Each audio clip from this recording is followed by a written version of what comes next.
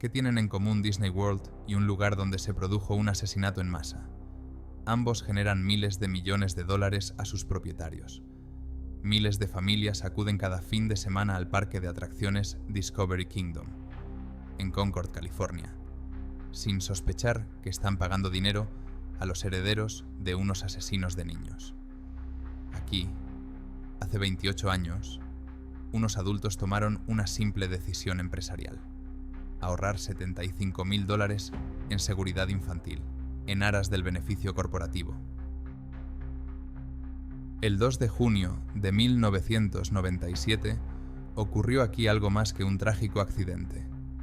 En el parque acuático Waterworld, ese día, 32 adolescentes cayeron desde una altura de 12 metros, y no fue por un derrumbe accidental de la estructura. Fueron víctimas de un ahorro deliberado en seguridad, organizado por una de las mayores empresas del sector del entretenimiento. 28 años después, los supervivientes siguen llevando collarines y tomando analgésicos. La versión oficial culpó a los niños de infringir las normas, pero la realidad era mucho más oscura. Se intentó ocultar las huellas de la negligencia en una semana.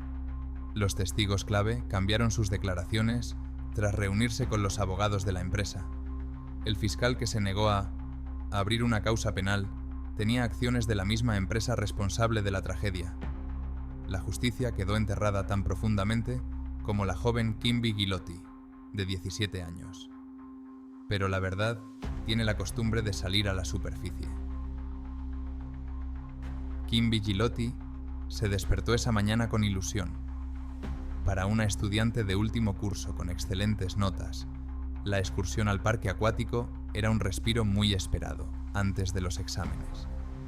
A sus 17 años, ya tenía planes para estudiar en la universidad y soñaba con ser como su madre, Victoria Nelson.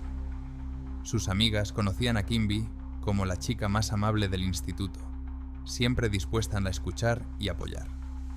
En el autobús estaba sentada junto a Alinda Franco, su mejor amiga desde la infancia. Alinda era el alma del grupo, enérgica y alegre, y planeaba ir a la universidad y dedicarse a una carrera que le permitiera ayudar a los demás. Las chicas hablaban de la próxima graduación, de los vestidos y de los planes para el verano. Tenían toda la vida por delante. Cuando el autobús se acercó al parque acuático Waterworld, el ambiente era festivo. Los 145 graduados por fin podían relajarse después de un intenso año escolar. Muchos se veían por última vez antes de separarse para ir a diferentes universidades y ciudades. El día debía quedar en la memoria como una despedida de la infancia despreocupada.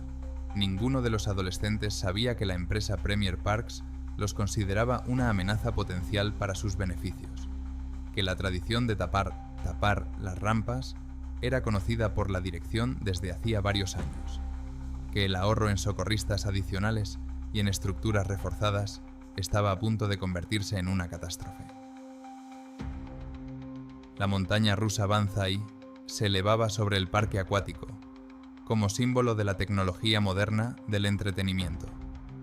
12 metros de altura, elegantes curvas de estructura polimérica, promesa de adrenalina y diversión segura. La empresa canadiense Whitewater West Industries la diseñó como modelo estándar de su catálogo por $200,000. Durante el diseño, los ingenieros conocían la práctica del atascamiento, cuando los adolescentes se lanzan por los toboganes en grandes grupos. Esta tradición era habitual en los parques acuáticos de toda América, pero los cálculos se hicieron solo para una persona, con un máximo de 10. La versión reforzada, capaz de soportar el peso de 30 personas, costaría $50,000 más. Premier Parks eligió la opción más barata. La empresa de Kieran Burke estaba construyendo un imperio del entretenimiento, comprando parques en todo el país, y cada dólar ahorrado aumentaba los beneficios de los accionistas. La resistencia de los materiales, la fiabilidad de las fijaciones, el número de estructuras de soporte. Todo se calculaba al mínimo. Cuando se instaló el Banzai Pipeline en el parque acuático Waterworld, las autoridades locales de Concord no realizaron inspecciones independientes. Hasta 1997, en California, existía un sistema de autorregulación. Las propias empresas eran responsables de la seguridad de sus atracciones. Premier Parks realizaba inspecciones diarias, con su propio personal, e informaba sobre el buen estado del equipo. ¿La avaricia corporativa contra la vida de los niños? La decisión se tomó mucho antes de aquel fatídico día. El día transcurría perfectamente hasta las 15:30. Los adolescentes pasaron 6 horas en el parque acuático. Se montaron en las atracciones, nadaron en las piscinas y disfrutaron de su último día de colegio. Roger Ashlock, subdirector y responsable del viaje, observaba relajado a sus pupilos. De los 8 adultos que acompañaban a los 145 estudiantes, la mayoría ya estaba recogiendo sus cosas. El anuncio por megafonía sonó como una señal de acción. Estudiantes de la escuela secundaria Napa High, por favor, regresen a los autobuses. Pero en lugar de obedecer y dirigirse a la salida, decenas de adolescentes se precipitaron hacia el Banzai Pipeline. La tradición del tapón debía cumplirse. El último descenso masivo antes de volver a casa. Ashlock no solo conocía esta tradición, sino que llevaba meses preparando a los estudiantes para batir el récord. En las reuniones escolares, hablaba de los logros anteriores. 76 personas en 1996 en Manteca Water Slides. Si os pillan por bloquear y os echan del parque, no pasa nada, decía a los estudiantes. Es el viaje de fin de curso.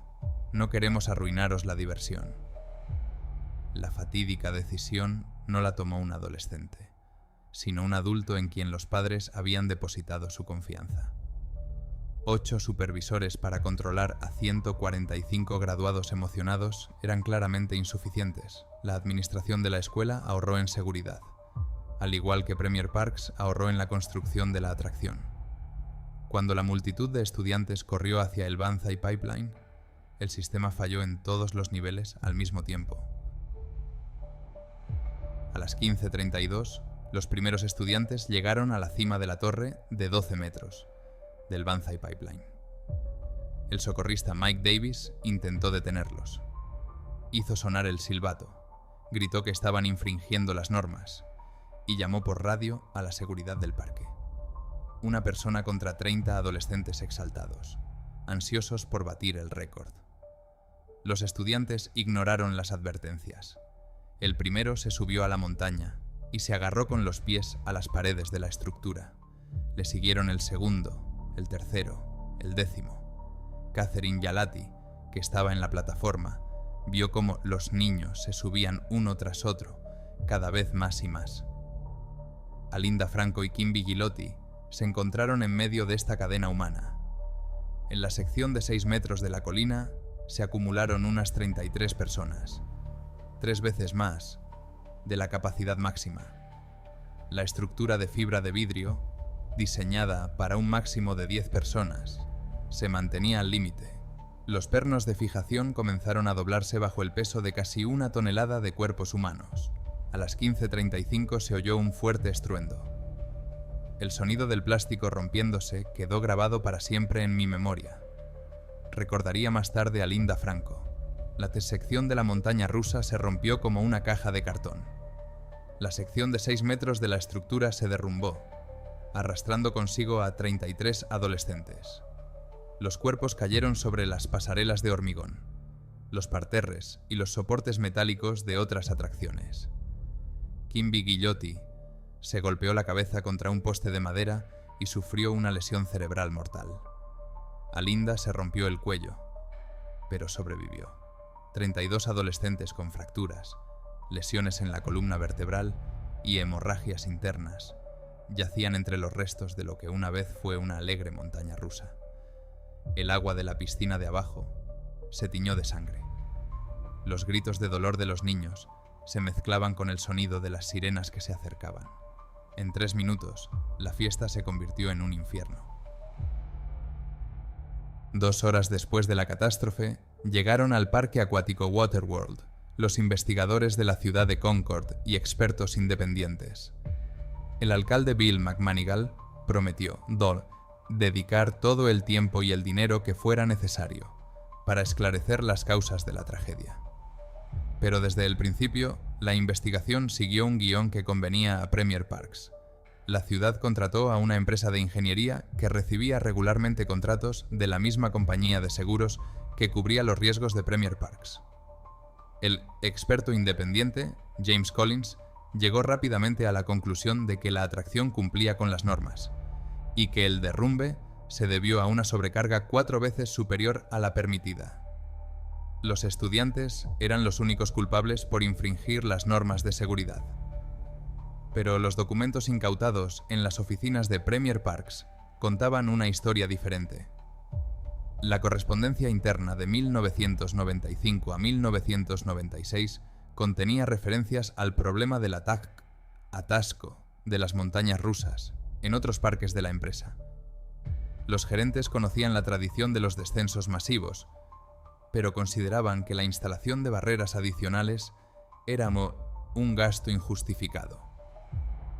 Los registros de las inspecciones diarias de Banzai Pipeline estaban llenos de formalidades. Las anotaciones «tobogán en buen estado» se repetían día tras día sin indicar los elementos concretos que se habían comprobado. El técnico Robert Miller admitió más tarde a los abogados que la inspección solía durar 5 minutos, en lugar de la hora establecida.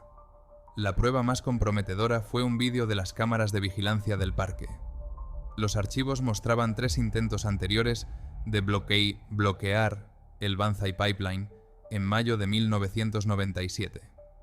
Los socorristas detenían a los estudiantes de otras escuelas cuando se reunían entre 15 y 20 personas en la rampa. Sin embargo, la dirección del parque no tomó medidas para evitar que se repitieran las infracciones. Los documentos sobre la formación del personal revelaron otro escándalo. Los socorristas del parque acuático recibían un curso de formación de 8 horas, en lugar de las 40 horas estándar. El programa de formación no incluía medidas para actuar en caso de infracciones masivas de las normas. Mike Davis, socorrista del Banzai Pipeline, obtuvo el puesto tras 2 días de prácticas. La empresa canadiense Whitewater West ofrecía versiones reforzadas de sus toboganes para parques con gran afluencia de público. Los soportes y barreras adicionales costaban $75,000, pero Premier Parks rechazó estas opciones para ahorrar dinero. Los investigadores también descubrieron que el nombre del director local del parque acuático, David Stone, desaparecía sistemáticamente de todos los informes oficiales. Stone, que tomaba las decisiones clave sobre la seguridad del parque, enfermó repentinamente y dejó de estar disponible para prestar declaración. Su contrato con Premier Parks fue rescindido una semana después de la tragedia por voluntad propia. El momento de la revelación llegó cuando los investigadores examinaron los documentos financieros de Premier Parks, correspondientes a los años 1995 a 1997. El ahorro en medidas de seguridad ascendió a $2,3 millones en toda la red de parques de la empresa. Este dinero se destinó a bonificaciones para los altos directivos, incluidos $500,000 para Kieran Burke. Las vidas de los niños se convirtieron en una partida de gastos en los balances. El sistema de seguridad de California en 1997 se basaba en la confianza en que las propias empresas se controlaran a sí mismas. El Departamento de Trabajo del Estado no tenía autoridad para inspeccionar las atracciones, y las autoridades locales confiaban en la buena fe de los operadores. Premier Parks informaba sobre la seguridad a su propia aseguradora, que recibía millones de dólares en primas de la misma empresa.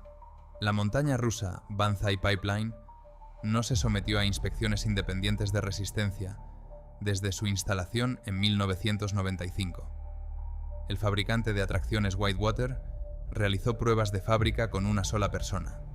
Luego la estructura se transportó a California y se montó sin inspecciones adicionales.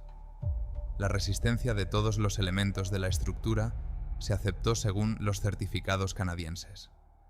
El servicio de rescate del parque acuático estaba formado por 12 personas para 15 atracciones. estudiantes universitarios que trabajaban durante las vacaciones de verano por $8 la hora eran responsables de la seguridad de miles de visitantes. Mike Davis, de 19 años, consiguió el puesto de socorrista en Banzai Pipeline tras un curso de 2 días y un examen escrito de 20 preguntas. Cuando el sistema falló el 2 de junio, no hubo que buscar culpables. Estaban en el Consejo de Administración de Premier Parks, en las oficinas de los funcionarios de Concord y en las oficinas de las compañías de seguros. Todos conocían los riesgos, pero todos esperaban que la responsabilidad recayera en otra persona. 48 horas después de la tragedia, comenzó la operación de limpieza. Bill McManigal, alcalde de Concord, encargó la investigación a la empresa de ingeniería Peterson, que durante 5 años consecutivos había obtenido contratos municipales por valor de $2 millones al año. El ingeniero jefe de la empresa, James Collins, había trabajado anteriormente como consultor de la aseguradora Premier Parks. A las familias de las víctimas se les ofreció ayuda de emergencia, de $25,000 a cambio de no hacer declaraciones a la prensa. Victoria Nelson, madre de la fallecida Kimby, recibió una oferta de $500,000 por firmar un acuerdo de confidencialidad. Querían comprar mi silencio, mientras las huellas aún estaban frescas, recordó más tarde. Los testigos clave comenzaron a cambiar sus declaraciones tras reunirse con los abogados de Premier Parks. El técnico Robert Miller admitió inicialmente que se habían realizado inspecciones formales de la montaña rusa, pero una semana después afirmó que se había llevado a cabo una inspección diaria minuciosa. El socorrista Mike Davis consiguió un trabajo en Six Flags por $50,000 al año y dejó de responder a las llamadas de los investigadores. Incluso se presionó a los niños. La estudiante Catherine Jalati contó que representantes del parque fueron a su casa para pedirle que recordara los hechos con más precisión. Los padres de varias víctimas recibieron llamadas anónimas con amenazas de demandas judiciales por difamación contra una empresa honesta. La corrupción llegó a la oficina del fiscal del condado de Contra Costa. James Lansing, fiscal, se negó a abrir una causa penal contra Premier Parks, 48 horas después de recibir los materiales de la investigación. Su explicación: no hay pruebas suficientes de intención delictiva. Al mismo tiempo, Lansing poseía acciones de Premier Parks por valor de $150,000. Victoria Nelson fue la única que desafió abiertamente al sistema. Contrató a un detective privado para que siguiera a los funcionarios y descubrió que el alcalde McManigal se reunía regularmente con los lobistas de Premier Parks en el restaurante Concord Pavilion. Las cuentas se pagaban con la tarjeta corporativa de la empresa. Cuando Nelson consiguió que se examinara en un tribunal estatal el proyecto de ley sobre inspecciones obligatorias de las atracciones, se desató una verdadera campaña en su contra. Un detective privado, contratado por desconocidos, vigilaba su casa. El banco donde trabajaba Victoria recibió quejas de clientes sobre su profesionalidad. Su coche fue vandalizado en 2 ocasiones. El grupo de presión de los parques de atracciones gastaba $300,000 al mes para oponerse a las reformas en California. Los congresistas recibían invitaciones para las palcos VIP de Disney World y Universal Studios. Sus hijos conseguían prácticas en los parques de atracciones con un sueldo de $5,000 al mes. La parte más cínica de la operación de encubrimiento fueron los intentos de culpar a las víctimas. Los abogados de Premier Parks contrataron al psicólogo Richard Spencer para que realizara un estudio sobre la propensión de los adolescentes al comportamiento arriesgado. La conclusión fue que los estudiantes de Napa High asumieron conscientemente el riesgo, ignorando las advertencias evidentes. El distrito escolar de Napa Valley, que inicialmente había apoyado al aficionado a las familias, cambió repentinamente de postura. Roger Ashlock recibió una licencia administrativa para recuperarse del estrés, con el mantenimiento íntegro de su salario de $75,000 al año. Los documentos sobre su papel en el fomento de la tradición de tapar desaparecieron de los archivos escolares. El sistema protegía al sistema. La industria del entretenimiento, valorada en 55.000 millones de dólares, no podía permitir que una sola tragedia destruyera su lucrativo sistema de autorregulación. Todos los funcionarios, fiscales y expertos conocían su papel en este espectáculo. Victoria Nelson luchó sola contra un ejército de abogados, lobistas y funcionarios corruptos. Pero lo más repugnante fue el silencio de sus colegas. Otras familias de las víctimas, tras recibir indemnizaciones, se negaron a apoyar la lucha de Nelson por la justicia. Queremos olvidar y seguir adelante, decían. El sistema no solo compró a los funcionarios, sino también el silencio de las víctimas. El fiscal James Lansing tomó una decisión en 48 horas. Nadie sería juzgado por delitos penales por la muerte de Kimby Ghilotti y las lesiones causadas a 32 adolescentes. No hay pruebas suficientes de negligencia grave, declaró a los periodistas el 4 de junio de 1997. Sin embargo, esos mismos documentos sobre inspecciones falsas y recortes en seguridad sirvieron de base para demandas civiles por valor de millones de dólares. La doble moral de la justicia estadounidense quedó al descubierto con cínica franqueza. La jueza Margaret O'Connor, en el juicio civil, calificó las acciones de Premier Parks de negligencia evidente, rayana en lo criminal. Pero los fiscales continuaron afirmando que no había delito. Las empresas pagan dinero, la gente va a la cárcel. Esta regla no funcionaba al revés. Las indemnizaciones se distribuyeron según una cruel aritmética del sufrimiento humano. La familia de Kimby Ghilotti recibió $1.700.000 por la muerte de su hija. Alinda Franco, que se rompió el cuello y quedó condenada a sufrir dolores de por vida, recibió $180.000. Un estudiante con la columna vertebral destrozada recibió $120.000. Las fracturas de brazos y piernas se valoraron en $50.000 cada una. 24 familias firmaron acuerdos de confidencialidad a cambio de una suma total de $4 millones. La empresa Premier Parks gastó $8 millones en abogados, el doble de lo que pagó a las víctimas. Las compañías de seguros cubrieron todos los gastos, trasladándolos a las primas de otros clientes. Ningún miembro de la dirección perdió ni un céntimo de su dinero personal. El argumento más repugnante de la defensa fue el de la negligencia concomitante de los estudiantes. El abogado Kevin Murphy afirmó ante el tribunal: estos adolescentes infringieron deliberadamente las normas, ignoraron las advertencias del socorrista y crearon ellos mismos una situación peligrosa. Se acusó a unos niños de 17 años de ser responsables de su propia muerte y de sus lesiones. Roger Ashlock, que animó a los estudiantes a batir el récord de 76 personas, eludió cualquier responsabilidad. El distrito escolar le pagó $25.000 en concepto de indemnización por daños morales y le concedió una jubilación anticipada. Kieran Burke recibió una bonificación de $2 millones en 1998 por gestionar con éxito la crisis. La justicia resultó ser un producto que se podía comprar por el precio adecuado. Abogados corporativos a $1.000 la hora, contra fiscales agotados con sueldos públicos. Expertos privados con las conclusiones necesarias contra funcionarios públicos con presupuestos recortados. El resultado estaba decidido desde el principio.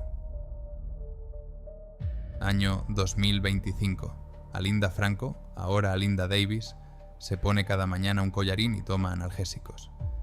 28 años después todavía sufre las consecuencias de su caída en el Banzai Pipeline.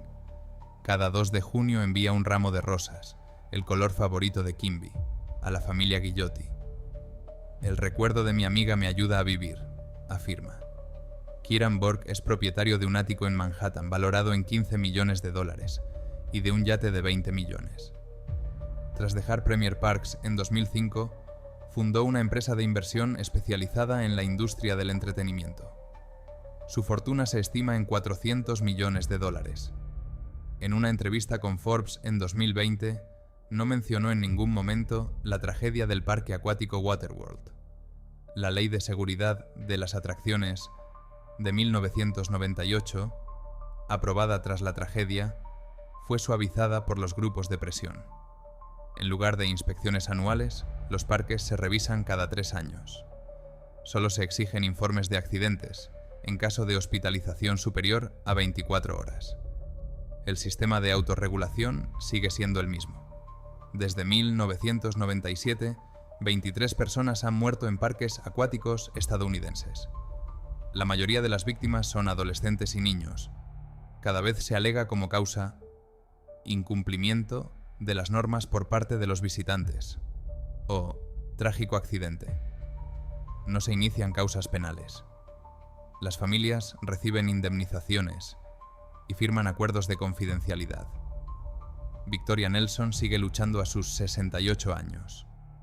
Su organización sin ánimo de lucro, Safety First Parks, ha conseguido que se endurezcan las normas en 12 estados, pero aún no existe una ley federal. Kimby está muerta, pero su muerte puede salvar a otros niños. Repite en cada audiencia del Congreso. En el lugar del parque acuático hay ahora un bonito parque de atracciones con delfines y atracciones. Los turistas se hacen fotos, los niños ríen, los padres compran recuerdos. No hay ninguna placa conmemorativa. La dirección de Six Flags considera que mencionar la tragedia estropearía el ambiente familiar. La pregunta sigue sin respuesta. ¿Cuántos niños más deben morir antes de que los asesinos corporativos reciban un castigo real? Mientras se venda la justicia y las vidas humanas se valoren en dólares, el sistema seguirá protegiendo a los culpables y culpando a las víctimas. Alinda lleva un collarín y Kieran Burke compra yates nuevos. Ese es el precio de la impunidad en Estados Unidos.